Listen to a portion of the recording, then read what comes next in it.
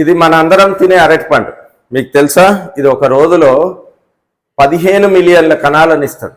అంటే నేను తిన్నాను అనుకోండి, ఇది నా కడుపులో నుంచి ఒక రకమైన పార్టికల్స్ని బయటకు వదిలిస్తుంది. మరి ఆ పార్టికల్స్ మనకు హానికరమా?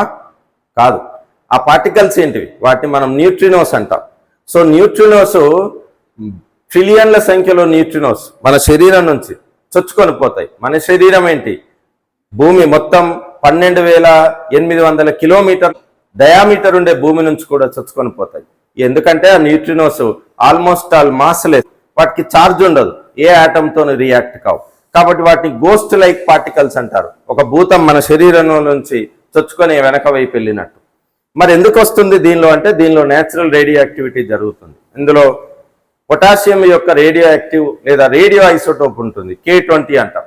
అది వెంటనే కొన్ని క్షణాల్లో అది ఏమవుతుంది అంటే కాల్షియంగా మారితే మనకు యాంటీ న్యూట్రినోస్ వెళ్తాయి. అది ఆర్గాన్ 40గా కనుక మారితే మనకు న్యూట్రినోస్ వెళ్తాయి. న్యూట్రినోస్ బీటా డికేలో ఎలక్ట్రాన్ యొక్క శక్తి తక్కువ ఉందని మొట్టమొదట పౌలి అనే ఒక శాస్త్రవేత్త గుర్తించాడు 1930s. 1956లో దాన్ని మనం ఎక్స్పెరిమెంటల్గా కనుక్కున్నారు.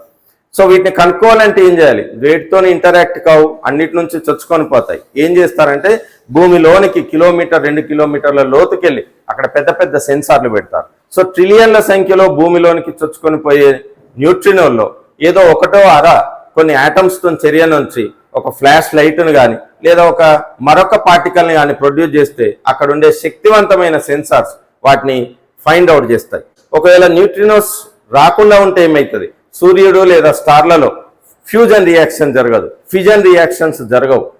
అంటే న్యూట్రినోస్ ఎక్కడి నుంచి వస్తాయంటే సూపర్నోవా ఎక్స్ప్లోజన్స్ నుంచి వస్తాయి, మనకు పార్టికల్ యాక్సలరేటర్స్ నుంచి వస్తాయి.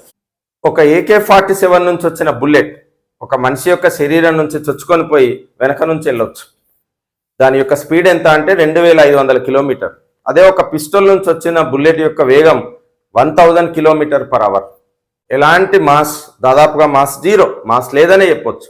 అట్లాంటి న్యూట్రినోస్ మన పొట్టలో నుంచి కాకుండా ప్రపంచంలో ఉన్న అన్నింటి నుంచి, ముఖ్యంగా భూమి నుంచి కూడా ప్రయాణిస్తున్నాయంటే ఆశ్చర్యమే కదా.